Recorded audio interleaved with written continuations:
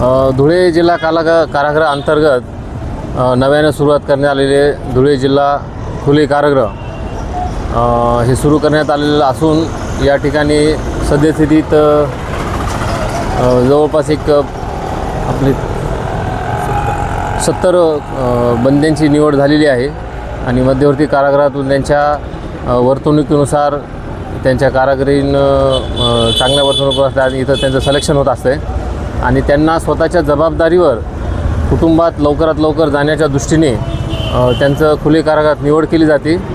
त्यानुसार जो काल पलायन केलेला बंदी आहे, बंदी क्रमांक 58 भिकन नजीर पिंजारी, यास देखील दैनंदिनीप्रमाणे आपल्या खुले कारागृहात जवळपास एक 15 ते 16 एकर जमीन आपली नदीबागला आहे आणि 6-7 एकर जमीन आपली बावडीबाग म्हणून असे 2 शेतीशेड आहेत।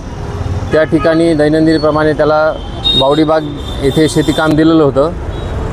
दुपारचं जेवण वगैरे करून एक 2:15 ते 2:30च्या दरम्यान त्या बंद्यांनी कर्तव्यावरील कर्मचारी यांची नजर चुकून, आणि तुम्ही बघत असाल की खुले कारागृह हे पूर्ण धुळे शहरातील एकदम मुख्य रहदारी ठिकाणी असल्याने नजर चुकून तो तातडीने तिथून त्यांनी पलायन केलेलं आहे।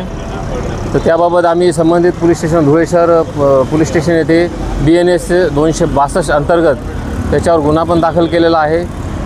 आमचे कारागृह कर्मचारी अधिकारी यांनी पण त्याचा काल शोधाशोध घेतलेला आहे आणि पोलीस स्टेशनमार्फतसुद्धा त्या बंद्याचा शोध घेणे सुरू आहे आणि तो पिंपळगाव बसवंत तालुका निफाड जिल्हा नाशिक येथील रहिवासी आहे। तर त्याचा शोध घेणं चालू आहे आणि लवकरच बंदी शोधून सापडेलसुद्धा, त्याचा शोध घेणं सुरू आहे।